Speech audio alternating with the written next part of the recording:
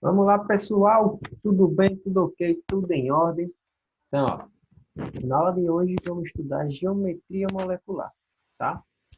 O que é geometria molecular, pessoal? Geometria molecular, ela descreve como os átomos estão posicionados na molécula. Ou seja, qual é o ângulo da distância entre as ligações que unem um átomo a outro dentro de uma molécula, tá? Então, está aqui representado alguns tipos das mais utilizadas em questões sobre esse assunto, certo? Que são essas aqui, ó. Linear, trigonal planar, tetraédrica e pirâmide trigonal. Rapidinho. Pronto. E pirâmide trigonal. São essas as geometrias mais utilizadas em exercícios, em questões. Beleza? Perceba que cada uma dessa ligação vai possuir um ângulo de distância entre as ligações. E a partir deste ângulo de ligação que a gente obtém a geometria destas moléculas, tá bom? Mas as questões, elas vão pedir para vocês montar ou saber qual é a geometria daquela molécula que a gente está pedindo. Como é que eu vou saber disso? Tem uns passos para você seguir a partir do modelo VESPER, que é o Valence Shell Electron Pair Repulsion. Para os ingleses que acompanham a minha aula, é a teoria modelo VESPER. Para nós, brasileira, é a teoria, o modelo da repulsão dos pares de elétrons da camada de valência. O que é que fala essa teoria? Você já perguntou. Se pergunta o seguinte: quem é que vai fazer as ligações químicas dos átomos? Exatamente, os elétrons, tá? Qual é a carga do elétron? Negativo, exato, negativo. Aí você vai me perguntar o seguinte: se para eu formar uma ligação eu tenho que ter a junção de dois elétrons para formar um par de elétrons, tá? Formar a ligação, um elétron com outro elétron, junta, ligação química, não é isso? Beleza. Você tem que ter isso. Se eles têm cargas iguais, negativo com negativo, como gota eles conseguem se unir? Aí entra o spin, que é a rotação desses elétrons. Um elétron está rotacionando para a direita, sentido horário, para cá, direita, e o outro elétron está rotacionando para o sentido anti-horário. Com isso, eles conseguem se unir, é por conta do spin. Só que mesmo assim, esses elétrons eles sofrem repulsão para ficarem afastados o máximo possível das ligações que tem. Porque esses elétrons que fazem a ligação aqui, ó, aqui é uma ligação, tá? Aqui é outra ligação. Esses elétrons que estão fazendo essa ligação aqui, eles estão unidos, beleza. Só que eles têm que ficar distantes desses outros elétrons que estão aqui, o máximo possível, tá? Então, é a teoria de repulsão dos pares de elétrons da camada de valência. Em toda ligação, elas têm que ficar o mais distante possível uma da outra. Porque, querendo ou não, uma ligação é feita por elétrons que têm carga negativa. A outra ligação é feita por elétrons que têm carga negativa. Negativa com negativa se repele. Cargas iguais se repelem. Exatamente. Tá? Então, é por isso que eu tenho que formar uma geometria com o máximo de distância possível entre uma ligação e a outra. Tá? E como é que eu faço isso? Como é que eu sei disso? Aí tem os três passos do VERSPER, que é a teoria de repulsão dos pares de elétrons da camada de valência. E os três passos são esses daqui, pessoal. Ó, primeiro passo, observar e desenhar a estrutura de Lewis para a molécula. Qual é a estrutura de Lewis? A gente tem que fazer distribuição eletrônica, descobrir a camada de valência desta distribuição, desenhar em forma de pontinhos quantos elétrons estão na camada de valência e juntar os elétrons, juntar os átomos. Se você juntar os átomos, você já vai ter basicamente uma ideia quem é o átomo central, quem são os átomos que estão ao redor dessa molécula, tá? Isso vamos fazer já na prática, tá? Então, após você fazer esse primeiro passo, você vai fazer o segundo passo. O segundo passo é você contar o número de pares de elétrons ligados e isolados que estão naquela molécula. Com isso, você vai determinar um número estérico, tá? O número estérico é quando você vai pegar a soma de quantas ligações tem e somar, se tiver, com a quantidade de pares de elétrons que estão sozinhos. Par de elétrons. O que a gente vai fazer? Depois disso, vai ter uma tabelinha que eu coloquei aqui, para a gente já ter uma noção do qual tipo de ligação, perdão, de geometria eu posso obter a partir do número estérico. Tá? Tem uma tabelinha aqui que você vai poder consultar para sempre. Depois disso, é aí que você vai ter que separar o máximo possível essas ligações para que eu forme a geometria correta. Beleza? Então, vamos fazer na prática que fica melhor. Primeiro, você faz o primeiro passo. Você vai ter que desenhar a estrutura de Lewis para a molécula. Como é que tem que desenhar, quase não sai, a estrutura de Lewis para a molécula? Você vai ter que pegar os componentes que fazem essa molécula, os elementos, e fazer a distribuição eletrônica para eles. Então, você vai pegar o hidrogênio e vai fazer a distribuição eletrônica para o hidrogênio. O hidrogênio tem um próton, então ele tem um elétron. Se tem um elétron, a distribuição dele vai ser 1s1. Quem está com dúvida, pessoal, volta na videoaula de distribuição eletrônica para desenrolar essa guerra aqui, tá? Depois que eu fazer a do hidrogênio, pessoal, eu sei que o hidrogênio vai ficar H, que é o hidrogênio, e um elétron na camada de valência. Eu represento o elétron com um pontinho. Beleza? Aí agora eu vou fazer a distribuição eletrônica para o oxigênio. O oxigênio tem 8 prótons, então ele tem que ter 8 elétrons. 2, 4, mais 4, 8 elétrons.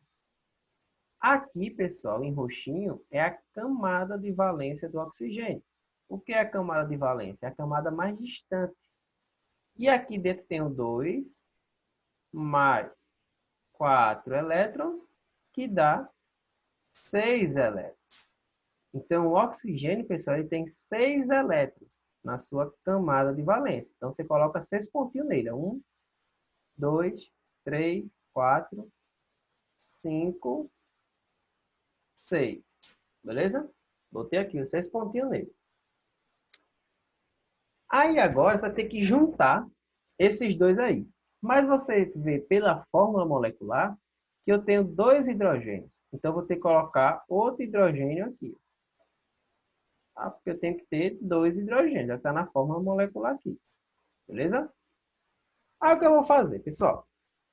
Vocês vão ter que lembrar, vou até me ajeitar aqui.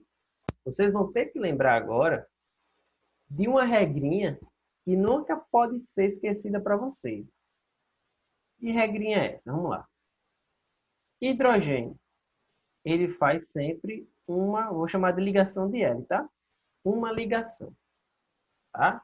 Hidrogênio faz sempre uma ligação. Essa tabelinha aqui é para os ametais, beleza, pessoal? Ametais. Tabelinha dos ametais.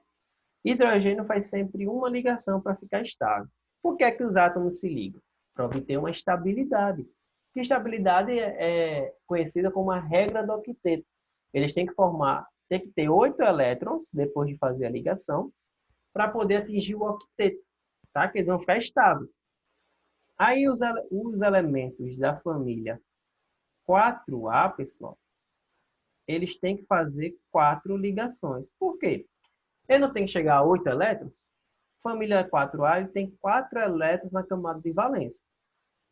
Se ele tem 4 elétrons na camada de valência, para 8, falta quantos elétrons para ele? 4. Então, 4 tem que fazer mais 4 ligações para poder atingir o octeto. Beleza? Então, se a regra é essa, os elementos da família 5A têm que fazer 3 ligações?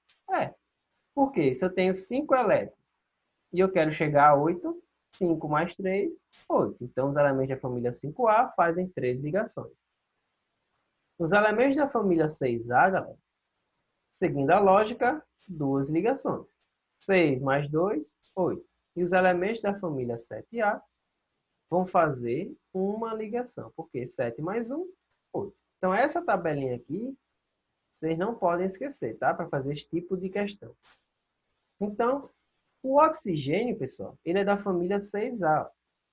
Não se preocupe, não decore qual é de qual família, porque sempre nas provas, nas questões, ou ele fornece a tabela periódica, ou ele diz na questão, tá? Então, não se preocupe em sair decorando. Se você sabe, melhor ainda, mas não se preocupe em sair decorando, beleza? Então, família 6A tem que fazer duas ligações, e o hidrogênio faz uma. Quem é a família 6A aqui? O oxigênio. E eu tenho esse hidrogênio e esse hidrogênio. Pessoal, para fazer geometria molecular, eu tenho que ser ligação covalente, ou seja, eu tenho que compartilhar um elétron deste com um elétron deste daqui. Então, e sempre tem que ser os elétrons sozinhos, tá? Não podem ser elétrons que estejam já juntinhos, tem que ser sempre juntinho. Tá sozinho, opa, vocês namoram. Tá sozinho, opa, vocês namoram. Então, para você saber se está todo mundo estável aqui, você vai olhar quantos elétrons tem agora ao redor deles. O oxigênio tem 1, 2, 3, 4, 5, 6, 7 e 8. Então, o oxigênio obteve o octeto, porque ele fez duas ligações. Uma, duas ligações. Ó, ele precisava de duas ligações. O hidrogênio ele obtém estabilidade com uma ligação só. Então, o hidrogênio está fazendo uma ligação. O hidrogênio está fazendo uma ligação. Só que, o que acontece aqui? Aqui eu tenho elétrons, né? Aqui eu também tenho elétrons. Tem um parzinho de elétrons aqui. Deixa eu até apagar para não ficar confuso. Aqui eu tenho pares de elétrons também. Aqui eu tenho pares de elétrons também. Opa, quase cai tudo aqui. Rapidinho, pronto. Aqui tem pares de elétrons também. Quem sabe faz ao vivo, bicho. Então aqui tem pares de elétrons, certo? Esses pares de elétrons, pessoal, a carga deles são negativos. A carga dessa ligação aqui, ó, que tem elétrons também, é negativa. Com isso, eles têm que ficar o mais afastado possível, porque cargas negativas com negativas se repelem. Então, essas ligações aqui, ó, elas têm que ficar afastadas. Então, essas ligações, vocês vão ter que ter essa sacada, tá? Vocês toda vez que fazer questão assim, eu tenho que ter essa sacada. Então, quando for ligações aqui, você vai ter que botar elas o mais afastado possível. Então, ao invés de estar para cima, ela vai estar para baixo. Aqui, ó. Percebeu que já teve uma diferença maior entre esse ângulo aqui, esse ângulo θ? Vendo? Tem uma diferença maior nesse ângulo aqui. A mesma coisa ocorre para este lado. Vamos apagar e fazer ele para baixo. Porque assim, o ângulo da ligação entre par de elétron e isso daqui aumenta. Esse ângulo θ aqui, eles ficam o mais afastado possível. Lembrando que eu não posso colocar esses dois juntos também não. Por quê? Porque eles também sofrem repulsão. Negativo com negativo, eles também se afastam. Então, eles têm que ficar nesse ângulo aqui, ó, tá? Neste ângulo aqui. Se eu juntar demais, eles não vão, porque o elétron que está na ligação da esquerda com o elétron que está na ligação da direita, eles também se repelem. E eu não posso subir demais, porque eu tenho um elétron em cima. Então, ele se repele e vai ficar nessa posição aqui, que é chamada de posição angular. Daqui a pouco a gente vê. Beleza? Então, essa daqui agora é basicamente a cara que vai ter a minha geometria daqui para frente, tá? Aí agora, qual é o segundo passo? O segundo passo é contar o número estérico, ou seja, quantas ligações eu tenho aqui nessa molécula? Eu tenho uma, duas ligações.